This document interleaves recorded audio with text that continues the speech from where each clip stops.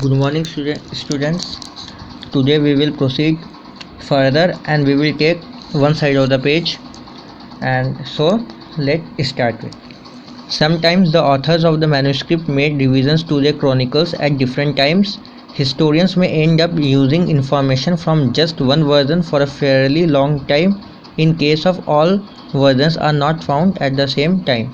कभी कभी क्या होता है कि जो ऑथर्स है जो मैन्यूस्क्रिप्ट को जो लिखते हैं वो अपने क्रॉनिकल्स जो उनके लिखे हुए पूरे दस्तावेज है they are termed as chronicles, तो उनके बारे में रिवीजन मतलब उसमें कुछ बदलाव करते, रिवाइज एडिशन हम लोग जैसे बुक्स में पढ़ते हैं उसी प्रकार बदलाव करते हैं, देखते हैं कि कुछ चेंजेस करना है कि नहीं.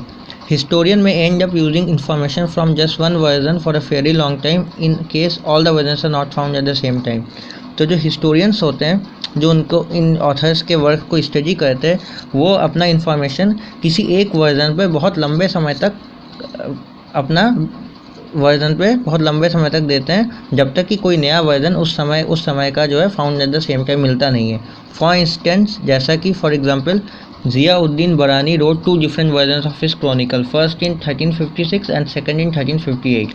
तो 2 साल के अंतर पे उन्होंने अपना 2 अलग अलग वर्जन उस क्रॉनिकल्स को उन्होंने नोट डाउन किया, लिखा. Until 1971 historians relied on the second version as the first could not be found. तो 1971 तक हिस्टोरियंस उनका किस वर्जन को मानते रहे, 90 जो उन्होंने 1358 में लिखा.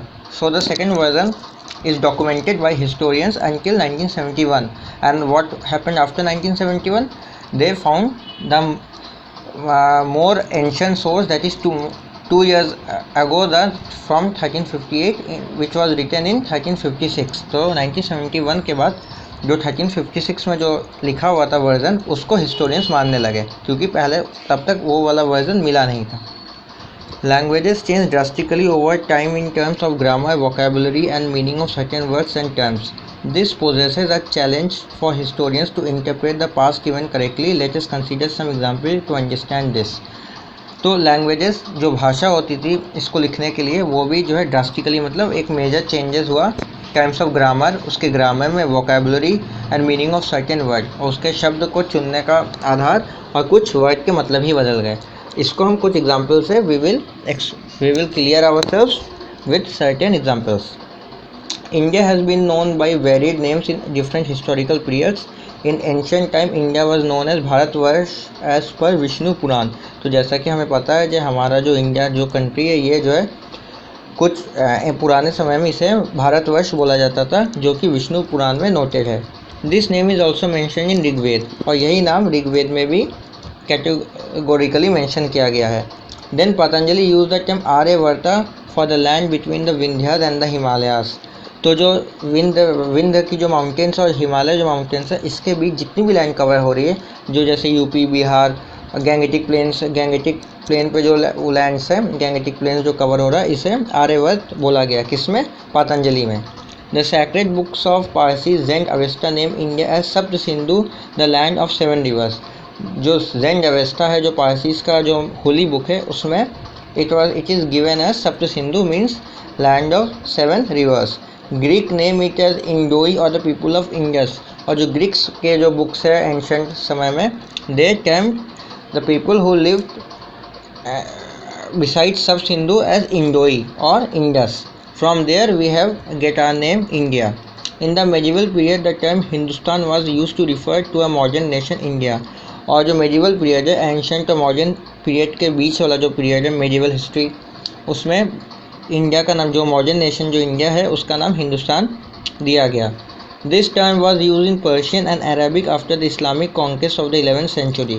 So the term when it was given of the 11th conquest, after the conquest of the 11th century. By whom it was given? It was given by Persian and Arabic rulers who conquered this country.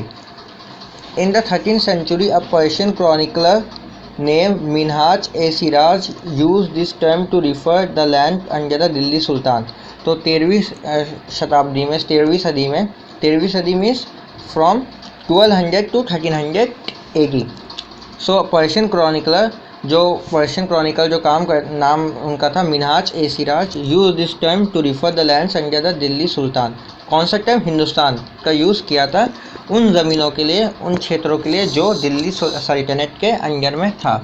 Initially the term included the areas of Punjab, Haryana and land between Ganga and Yamuna. तो कौन कौन से इसमें land थे?